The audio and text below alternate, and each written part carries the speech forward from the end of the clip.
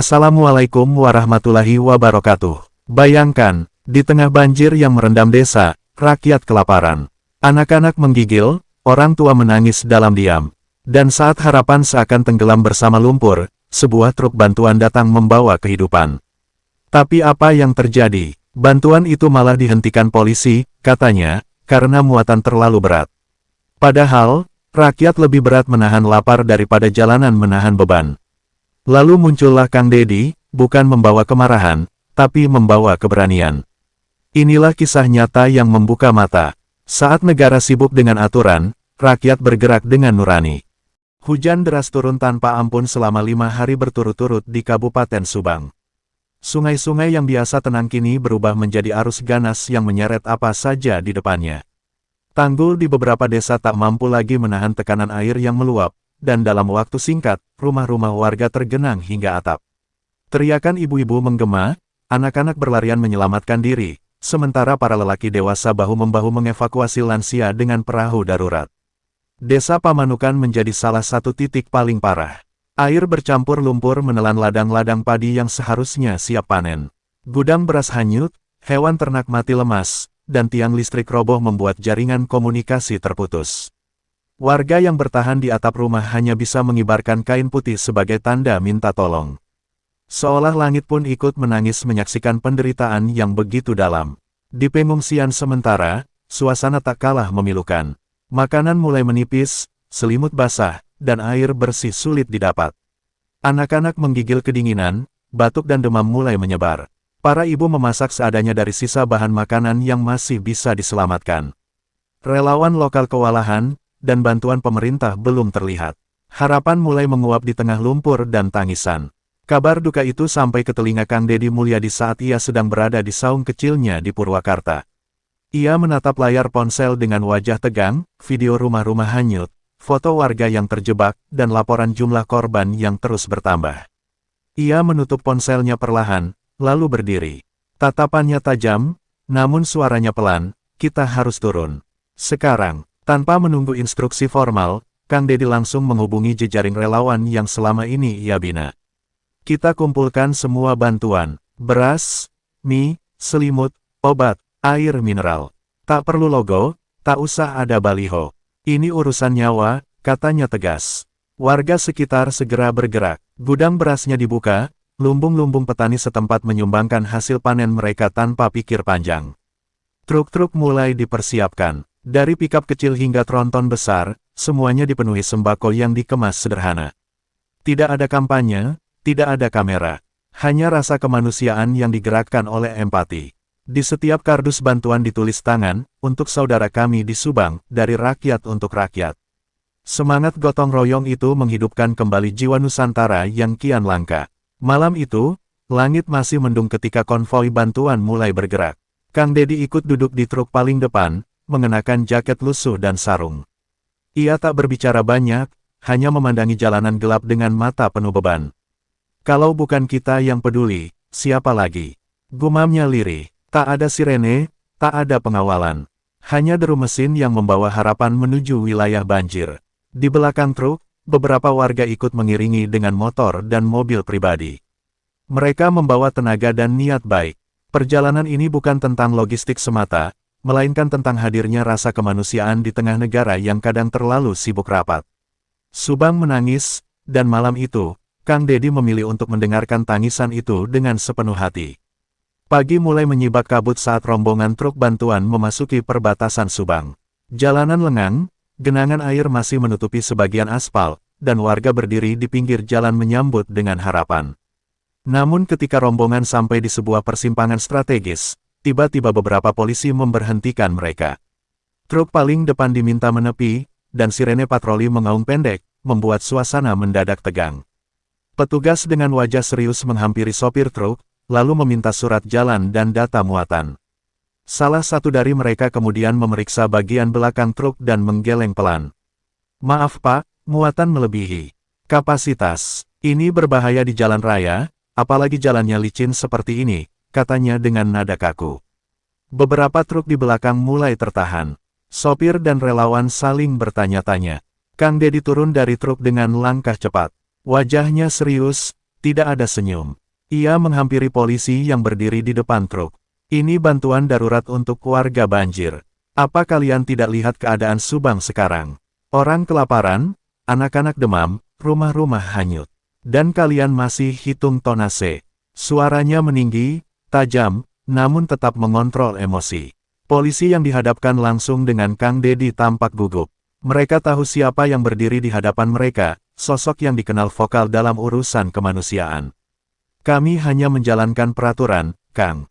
Kalau nanti terjadi kecelakaan, kami juga yang disalahkan, jawab salah satu petugas, mencoba menjelaskan. Namun kalimat itu justru menyulut bara yang sudah tersimpan. Negara ini terlalu sibuk menghitung beban truk, tapi lupa menghitung jumlah warga yang sedang menahan lapar. Jangan sampai aturan kalian jadi alasan pembiaran, tegas Kang Dedi. Ia menatap tajam ke arah truk-truk yang terhenti, lalu mengajak seluruh sopir dan relawan berkumpul. Kalau mereka tak mau beri jalan, kita yang cari jalan sendiri. Tapi bantuan ini harus sampai hari ini juga.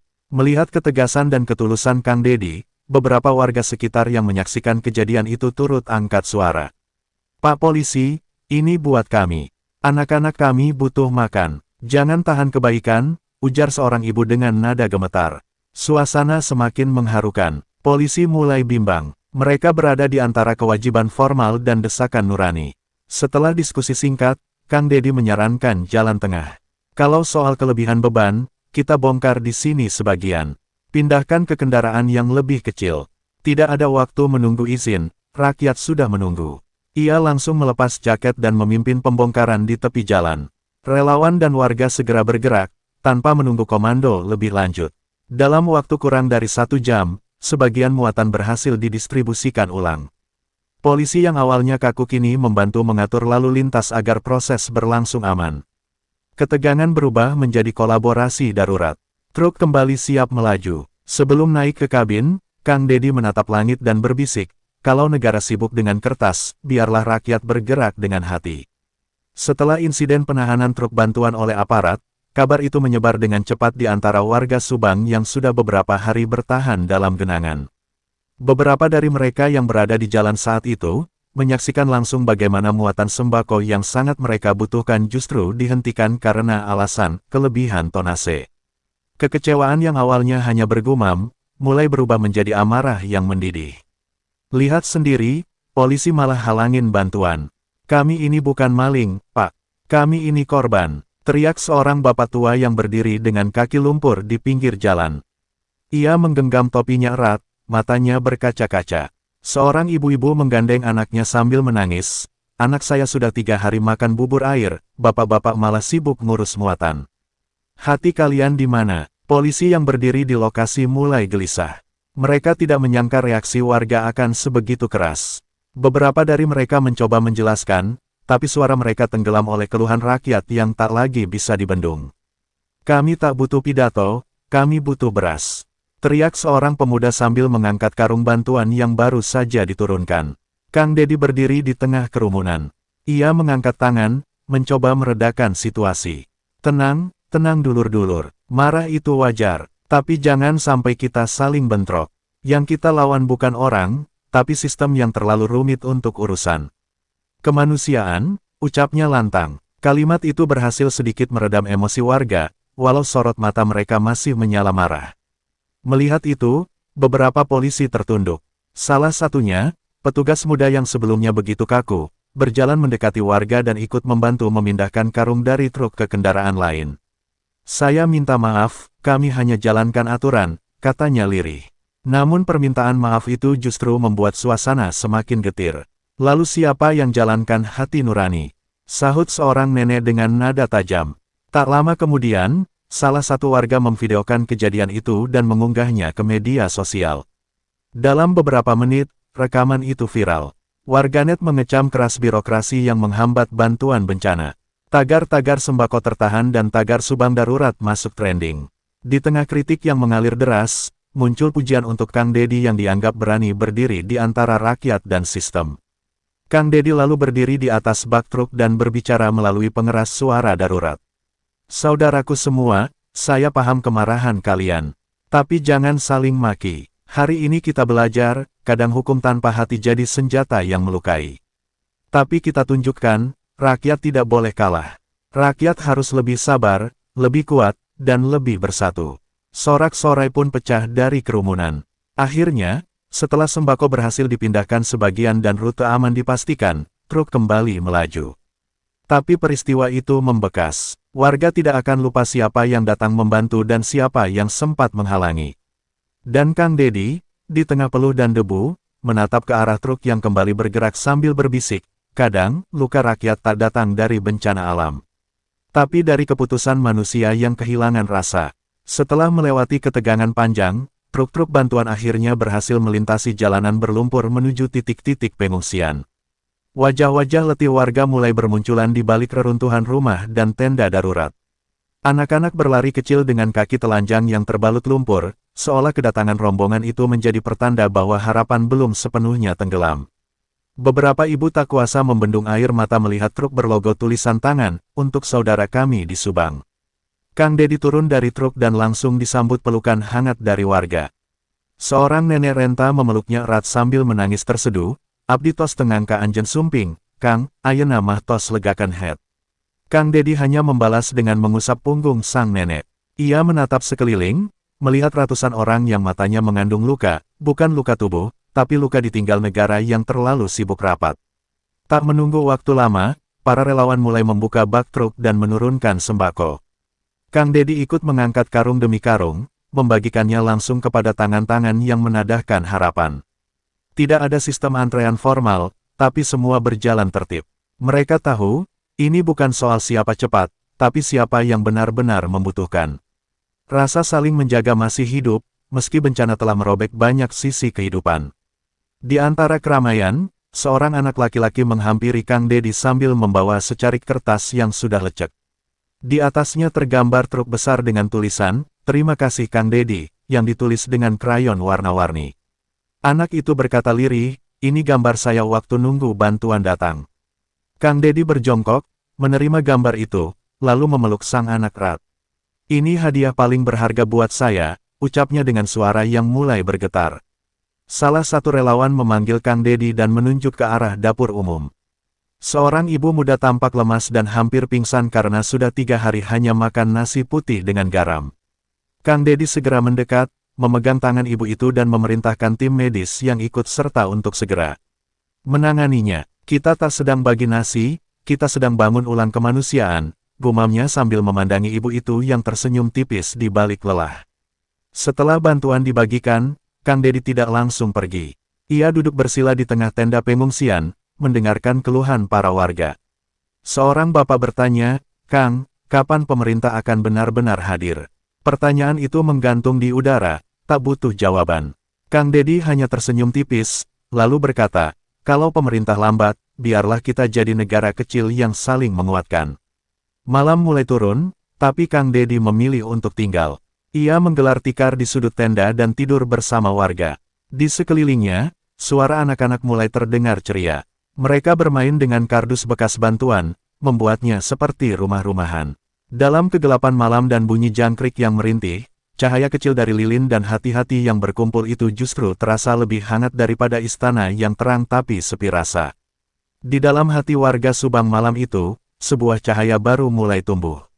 Mereka mungkin masih terendam banjir, tapi mereka tidak lagi merasa sendirian. Dan bagi Kang Dedi, malam itu bukanlah akhir dari misi.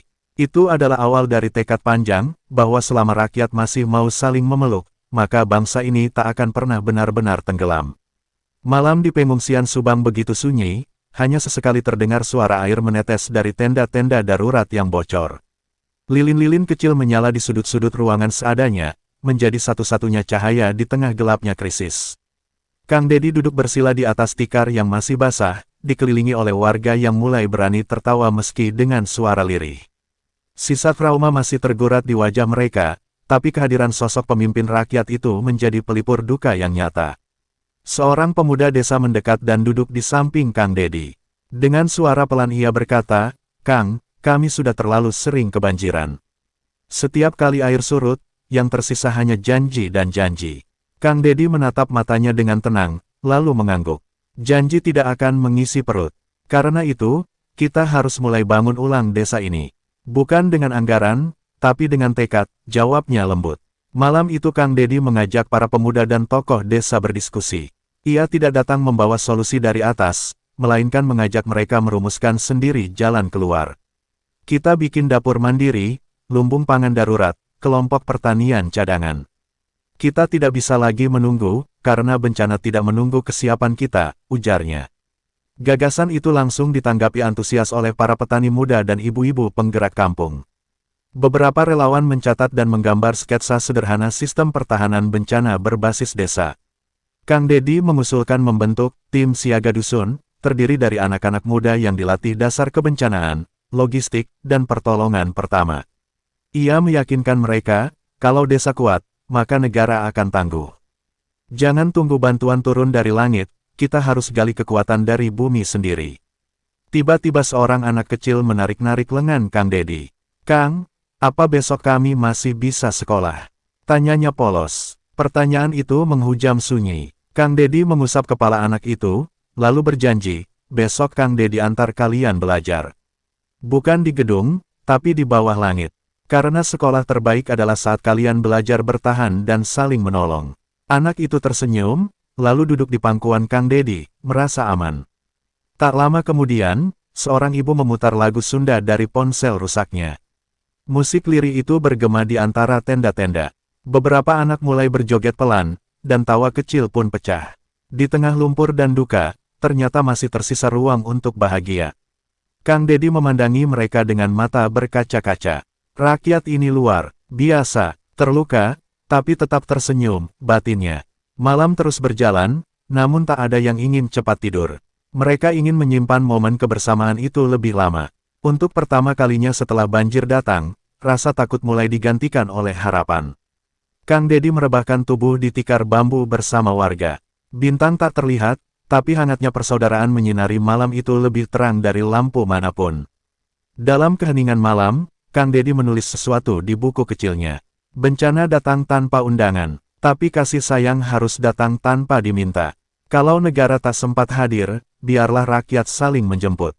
Karena sesungguhnya, bangsa ini bukan dibangun oleh pejabat, tapi oleh rakyat yang tak berhenti peduli. Ia lalu menutup bukunya, memejamkan mata, dan tidur bersama rakyat yang ia cintai. Pagi menyingsing perlahan di pengungsian Subang. Udara masih lembab, bau lumpur dan sisa banjir masih melekat, tapi semangat baru terasa menggeliat. Di balik tenda darurat, Kang Dedi sudah duduk bersama warga, minum kopi hitam panas dalam gelas plastik retak. Di sekelilingnya, anak-anak menyikat gigi dengan sabut kelapa, dan ibu-ibu mulai menghangatkan nasi sisa malam tadi di atas tungku darurat. Meski kondisi serba terbatas, pagi itu terasa lebih hidup dari kemarin. Semalam kita bicara banyak soal kekuatan rakyat, tapi sekarang kita mulai eksekusi, ucap Kang Dedi kepada para pemuda desa. Ia lalu menggambar sketsa kasar di atas kardus bekas mie instan, pos pantau, dapur umum, lumbung cadangan, dan sistem evakuasi mandiri. Desa ini harus mandiri, bahkan tanpa harus menunggu mobil bantuan datang, tegasnya. Para pemuda manggut-manggut, mulai merasakan api yang ia nyalakan. Seorang petani tua mengangkat tangan, tapi Kang, kami ini petani kecil. Kalau panen rusak terus, bagaimana kami bisa bertahan?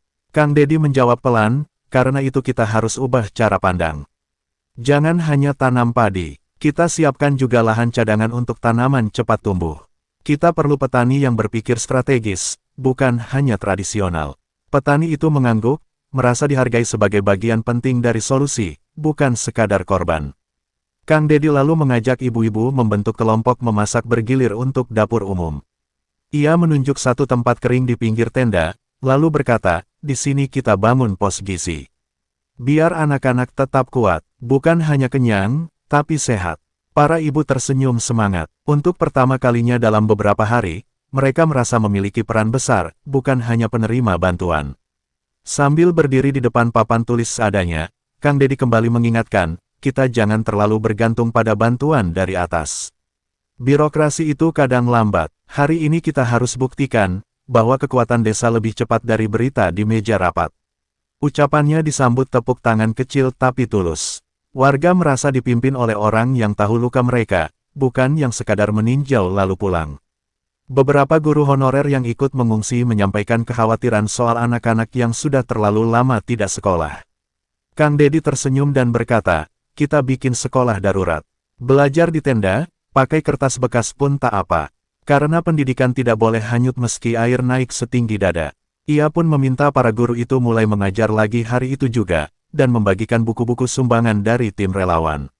Tak lama kemudian, seorang pejabat dari kabupaten datang membawa rombongan dan kamera. Ia sempat menawarkan sesi jumpa pers bersama Kang Dedi. Namun Kang Dedi menolak halus. "Maaf, saya sedang bersama rakyat. Kalau mau bantu, silakan duduk bareng mereka, bukan bicara di depan mereka." Ucapannya membuat sang pejabat kikuk, tapi warga bersorak kecil. Mereka tahu, hari itu mereka benar-benar punya pemimpin di tengah mereka. Ketika matahari naik lebih tinggi, warga mulai bekerja sesuai tugasnya. Ada yang memperkuat tenda, ada yang menggali parit, ada pula yang membantu memasak. Kang Dedi berdiri di tengah lapangan becek, menatap seluruh pergerakan itu dengan hati lega. "Inilah Indonesia yang saya impikan," bisiknya. "Negara kecil yang berdiri di lumpur, tapi dijaga oleh hati-hati besar yang tak pernah menyerah." Beberapa hari pasca kejadian penahanan truk sembako di Subang, media sosial diramaikan potongan-potongan video dan foto-foto penuh makna. Salah satu yang paling viral adalah gambar Kang Dedi duduk bersila di atas lumpur, membagi nasi bungkus kepada anak-anak dengan senyum lembut. Di sekelilingnya, aparat tampak berdiri kaku, kontras dengan kehangatan yang ia sebarkan. Netizen mengangkat narasi, negara duduk di meja, Kang Dedi duduk di lumpur. Tak butuh waktu lama, media nasional pun mulai menyorot. Di stasiun televisi dan portal berita online, muncul headline, "Bantuan ditahan, rakyat menggeliat," atau "Kang Dedi tunjukkan jalan, bukan sekadar instruksi." Wartawan mewawancarai warga Subang yang bercerita bagaimana kehadiran Kang Dedi memberi mereka harapan nyata, bukan hanya janji birokrasi. Sebuah narasi kecil, tapi menyengat di tengah sistem yang terlalu sering lelah dengan empati. Menanggapi itu, Kang Dedi membuat sebuah catatan terbuka di akun pribadinya yang langsung dibagikan puluhan ribu kali dalam sehari. Isinya sederhana tapi dalam, "Saya tak bermaksud melawan negara, tapi saya ingin negara ini lebih manusiawi. Jika hukum hanya dipakai untuk menghitung beban truk, tapi tidak menghitung beban perut rakyat, maka hukum itu harus dipertanyakan. Bencana tidak bisa menunggu dokumen." Kata-katanya menusuk, tanpa menyebut siapa-siapa, tapi semua merasa tertampar. Beberapa pejabat merasa tersindir, dan sebagian mencoba membela diri dengan jargon teknis dan aturan. Tapi rakyat sudah terlanjur membandingkan, mana yang hadir lebih dulu, keputusan atau tindakan. Banyak netizen membandingkan kunjungan singkat pejabat yang membawa kamera, dengan Kang Dedi yang tinggal dan tidur bersama warga tanpa mengumumkan kepada media. Di podcast dan forum publik, nama Kang Dedi menjadi perbincangan. Ia dijuluki Gubernur Darurat Rakyat, meskipun secara formal tak lagi menjabat. Banyak yang bertanya, mengapa seorang mantan bupati mampu bergerak lebih cepat dan lebih tulus dibanding lembaga-lembaga yang seharusnya bertugas menolong. Jawaban warga sederhana, karena dia tidak sibuk berpura-pura. Di balik layar, beberapa aktivis sosial mulai meniru model gerakan Kang Dedi, cepat, sederhana, dan tanpa prosedur berbelit. Mereka menyebut pendekatannya sebagai gerakan gotong royong tanpa izin. Sebuah ironi, untuk menolong, rakyat harus meminta izin. Tapi untuk duduk diam dalam rapat, tak perlu alasan. Kang Dedi sendiri tetap rendah hati. Ketika diwawancarai oleh wartawan nasional, ia hanya berkata, "Saya bukan siapa-siapa. Saya hanya orang yang tidak bisa tidur saat rakyat teriak minta tolong." Kalimat itu menohok lebih dalam daripada pidato panjang pejabat. Dan dari tenda-tenda pengungsian, suara rakyat mulai menyatu, "Kami ingin lebih banyak Dedi-Dedi lain di negeri ini." Dampaknya meluas. Beberapa kepala daerah mulai mengeluarkan instruksi agar bantuan rakyat tak boleh dihambat aturan teknis saat kondisi darurat. Beberapa aparat mulai lebih bijak dalam bertindak. Dan dari semua itu, satu hal yang tercatat dalam hati rakyat, kadang, satu tindakan kecil yang tulus bisa mengubah cara sebuah bangsa memandang krisis. Beberapa hari setelah bantuan tersalurkan dan lumpur mulai mengering, Kang Dedi kembali berdiri di tepian desa yang porak-poranda. Ia tidak membawa kamera, tidak pula staf pendamping. Ia hanya ingin memastikan sendiri bahwa warga mulai bisa berdiri lagi di atas kaki mereka. Di sekelilingnya, Sawah-sawah mulai digarap ulang, tenda darurat perlahan berganti bilik kayu, dan anak-anak sudah mulai menulis kembali di buku-buku basah yang dijemur. Di tengah lahan yang belum pulih benar, Kang Dedi berdiri di hadapan warga dan memberikan pesan terakhir sebelum ia pamit kembali ke Purwakarta.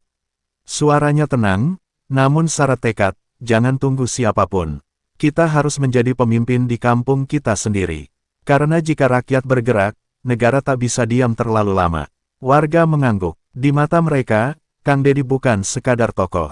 Ia sudah menjadi simbol harapan di saat semua terasa beku.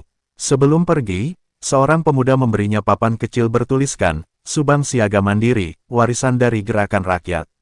Kang Dedi memeluk pemuda itu. Pertahankan semangat ini, jangan padam setelah saya pergi. Jadikan bencana ini bukan kutukan, tapi pemantik peradaban desa yang tangguh. Ia tahu, perjuangan tidak berhenti di sembako atau dapur umum. Perjuangan sesungguhnya adalah menyalakan martabat rakyat agar tidak tunduk pada birokrasi yang lupa rasa. Dalam perjalanan pulang, ia duduk sendiri di bak belakang truk, menatap langit mendung yang menggantung. Di pikirannya, terbayang wajah-wajah anak kecil yang bermain lumpur dengan tawa, meski belum tahu apakah rumah mereka akan dibangun kembali. Kadang saya iri pada mereka, bisiknya pada diri sendiri, karena mereka bisa tertawa meski dikhianati keadaan. Sesampainya di rumah, ia tidak langsung beristirahat. Ia menyalakan laptop tuanya dan mulai menulis laporan reflektif, bukan untuk pemerintah, tapi untuk rakyat. Di akhir tulisannya ia menulis, ketika aturan lebih tinggi dari nurani, maka keadilan hanya jadi simbol, bukan kenyataan. Tapi selama masih ada satu orang yang mau berjalan di lumpur bersama rakyat, maka Indonesia masih punya harapan. Tulisannya kembali menyebar luas dan membuka mata banyak orang. Beberapa hari kemudian, berbagai komunitas sipil mulai mengadakan diskusi terbuka tentang pentingnya membangun desa tangguh dan kebijakan darurat berbasis empati. Gerakan kecil yang dimulai dari satu konflik di jalan kini merambat ke ruang-ruang berpikir rakyat. Nama Kang Dedi terus disebut, bukan sebagai pahlawan, tapi sebagai contoh. Ia tak minta dielu-elukan, hanya ingin gerakan itu tak padam. Sementara itu, warga Subang menamai salah satu jalan baru yang dibangun setelah banjir dengan nama Jalan Rakyat Nurani. Di bawahnya tertulis kecil, diresmikan bukan oleh negara, tapi oleh tangan-tangan yang menolak diam. Bagi Kang Dedi, itu lebih dari cukup. Ia tidak butuh patung atau monumen. Cukuplah satu jalan kecil, asal bisa dilewati oleh semangat besar. Dan di akhir kisah ini, satu hal yang tetap menyala. Banjir boleh datang, lumpur boleh menenggelamkan, tapi nurani yang hidup di dada rakyat tak akan pernah padam. Selama masih ada yang berani berjalan melawan arus aturan demi kebaikan bersama, maka jalan panjang perubahan itu tak akan pernah usai.